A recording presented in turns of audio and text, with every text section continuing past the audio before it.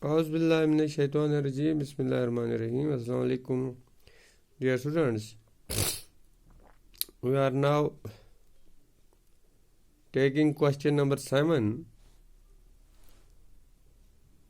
Why does the teacher feel that his teaching and the pupil's learning are both purposeless? Pick out words and phrases which show that he shares his pupils' indifference to their work. Dear learners, as you know, I'll recall answers of all these questions for you. What you have to do is to note down these in your notebook and prepare for your exam. The teacher finds that the students have no interest in learning, so he loses interest in teaching also. Teaching becomes a futile exercise if the learner is not willing to learn. Finding the students indifferent to learning, the teacher becomes indifferent to teaching also. This common indifference is clear from such lines as I do not and will not, they won't and they don't, and that's all. Now question 8. Do you find any connection between the beginning and the ending of the poem? The beginning of the poem shows the poet's weariness. W-E-A-R-I, weariness.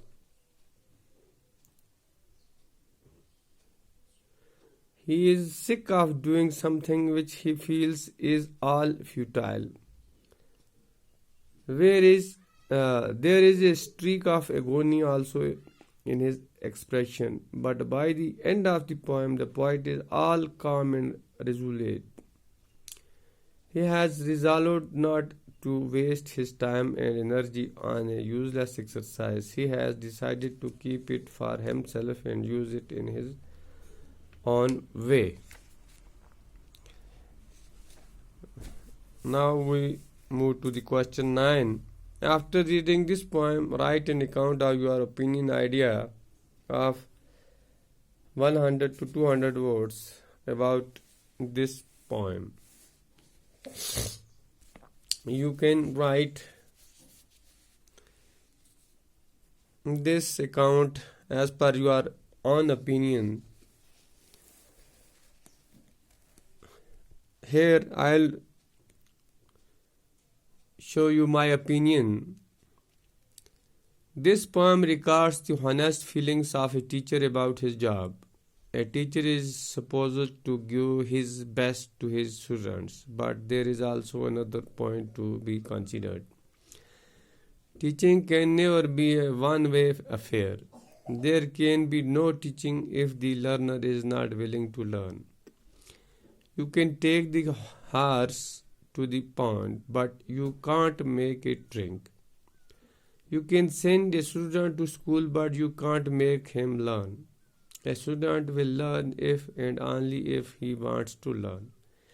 And what will the poor teacher do if the student is not willing to learn? He will simply sit down and wait for the bell to go. And this is what the teacher in the poem decides to do. And he goes even a step further. He decides to keep his energy for himself and use it in his own way. He will give up the futile and thankless job of teaching and do something worthwhile. So this was the answer of your question 9. Inshallah, we will meet tomorrow in the next video class. तब तक के लिए अल्लाह हाफिज़.